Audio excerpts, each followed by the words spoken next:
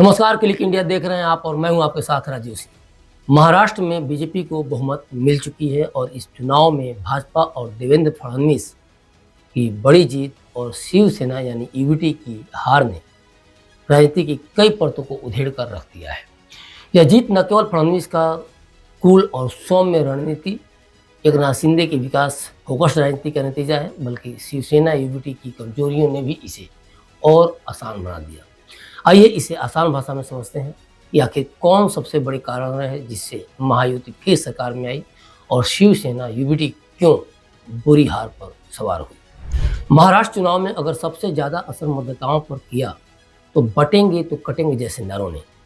देवेंद्र फडणवीस ने लगातार एनडीए के चुनाव प्रचार अभियान को विभाजनकारी बताया और कहते रहे कि एनडीए के जवाब में गढ़े गए बटेंगे तो कटेंगे जैसे नारे का मूल संदेश उन्होंने ये बताया कि सभी को एक साथ रहना होगा। देवेंद्र फडणवीस ने कहा कि इस नारे का मतलब यह नहीं कि हम मुस्लिमों के खिलाफ हैं।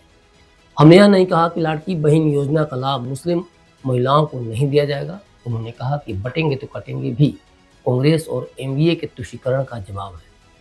उन्होंने लोकसभा चुनाव के दौरान वोट जिहाद का प्रयोग किया और मस्जिदों में पोस्टर लगाए गए जिसमें लोगों से एक विशेष पार्टी को वोट देने का आग्रह किया गया। यह किस तरह की धर्मनिरपेक्षता, ये पूरे सवाल थे देवेंद्र फडणवीस के, जो कि चुनाव में इन्होंने इसको खूब बुनाया। तो देखा जाए तो देवेंद्र फडणवीस ने एक कमान से जिस तरह से दो तीर चलाए उसकी काट मुश्किल थी।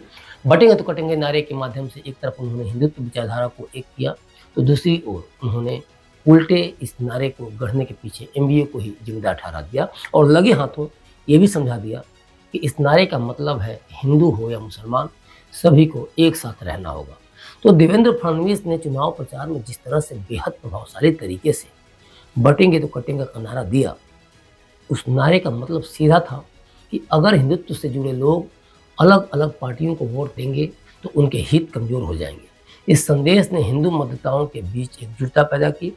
इसके अलावा दुनिया भर में कुछ मुस्लिम कट्टरपंथियों की गतिविधियों की वजह से इस समुदाय की छवि पर असर पड़ा है। ऐसे में फडणवीस ने इस भावना को समझते हुए वोटरों को यह भरोसा दिलाया कि भाजपा उनकी सांस्कृतिक और सामाजिक पहचान की रक्षा कर सकती है। शिवसेना यूबीटी की हार का एक बड़ा कारण उसकी गठबंधन रणनीति भी रही। पार्टी ने एनसीपी और कांग्रेस जैसी पार्टियों के साथ हाथ मिलाया जिनकी छवि जनता के बीच बहुत अच्छी नहीं मानी जाती है। एनसीपी पर अक्सर भ्रष्टाचार के आरोप लगते रहे हैं, जबकि कांग्रेस का असर महाराष्ट्र में लगातार घट रहा है।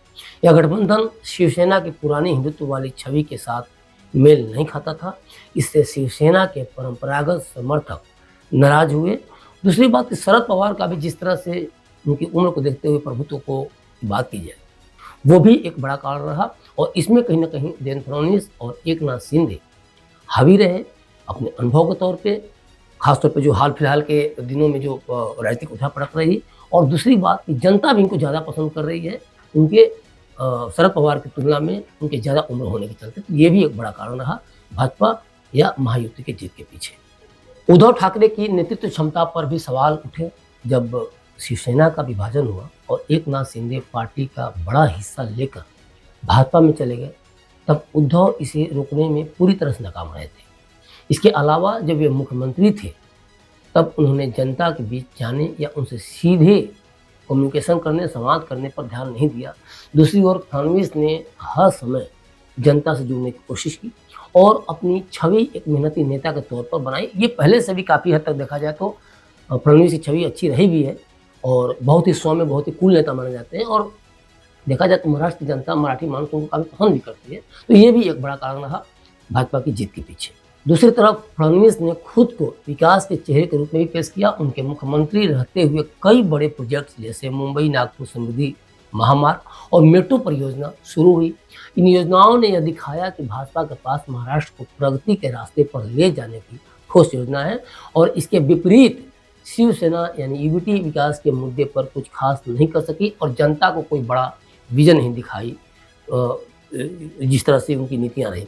तो एक तो ये भी देखा जाए कि जिस तरह से भाजपा भी सरकार में है और जिस तरह से काफ़ी दिनों से शिवसेना यूबीटी सरकार में नहीं है तो एक ये भी एक बड़ा कारण था कि कहीं न कहीं उनके विकास के एजेंडे को जनता देखी, समझी और उसमें विश्वास जताया। उसके उल्टे अगर शिवसेना यूनिटी की बात करें, तो उसमें वो कहीं भी उनका कोई न विज़न दिखा, न कहीं विकास का कोई खाका दिख रहा था। तो जनता ने तय किया कि भाजपा की तरफ ही जाने में, महायुति को ही जिताकर लाने में, सत्ता में ज़्यादा सही डिसीजन होगा।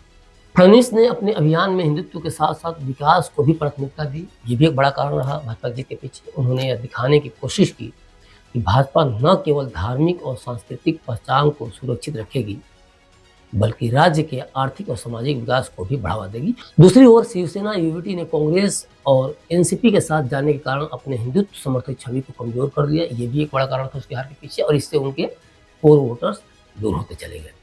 सोशल मीडिया पर अगर बात करें भाजपा के उपस्थिति की, तो इसने काफ़ी बढ़त बनाई। फडणवीस की टीम ने डिजिटल प्लेटफॉर्म पर आक्रामक प्रचार किया, जिससे खासकर युवा और शहरी वोटरों तक उनका मैसेज बड़ा ही इफेक्टिव वे में गया।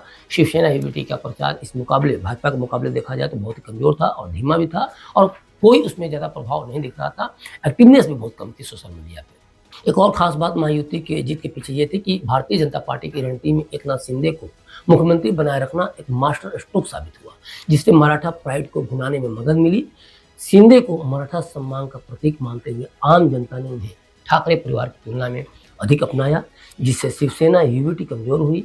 इसके साथ ही भाजपा ने स्थानीय नेताओं को प्राथमिकता देते हुए प्रचार में देवेंद्र फडणवीस को आगे रखा, जिससे जमीनी स्तर पर बेहतर जुड़ाव बना। संघ और भाजपा का संयुक्त अभियान एनडीए के लिए घातक सिद्ध हुआ। ये भी एक बड़ा कारण था, क्योंकि संघ के कार्यकर्ताओं ने घर घर जाकर भाजपा के संदेश और मुद्दों जैसे भूमि जिहाद की बात है, लव जिहाद की बात है, धर्मांतरण आदि पर चर्चा की, जिससे मतदाताओं को पार्टी की ओर आकर्षित किया और ये बड़ी वजह रही भाजपा की जीत के पीछे। शिवसेना यूनिटी की सबसे बड़ी कमजोरी उसका कमजोर संगठन था। एकनाथ शिंदे के अलग हो जाने के बाद पार्टी का ढांचा बिखर गया, एक बड़ा कारण था देखा जाए तो यूनिटी के हार के पीछे, शिवसेना यूनिटी के हार के पीछे। उद्धव ठाकरे इसको संभालने में असफल भी रहे, न तो नए नेताओं को जोड़ा, न ही कार्यकर्ताओं का मनोबल बढ़ाने के लिए कोई बड़ी कदम उठाए उन्होंने।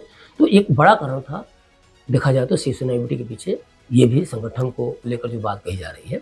तो जिन कारणों की हमने चर्चा की, उसमें ये बात तो एकदम बिल्कुल साफ हो गया कि महाराष्ट्र में अब केवल परंपरा या पार्टी के इतिहास के भरोसे जीत हासिल नहीं की जा सकती। जीत हासिल करना बिल्कुल मुश्किल है। जनता अब नेतृत्व, विकास और एक स्पष्ट विचारधारा की तलाश में है और भाजपा ने इन सभी पहलुओं पर खुद को साबित किया है, जबकि शिवसेना यूनिटी इन मोर्चों पर फिसल गई। तो ओवरऑल महाराष्ट्र के इन नतीजों से यह समझ में आता है कि राजनीति अब केवल भावनाओं पर नहीं, बल्कि मजबूत नेतृत्व, ठोस योजनाओं और जनता से जुड़े रहने की क्षमता पर टिकी है। जनता विकास चाहती है, कोरी भावुकता नहीं चाहती।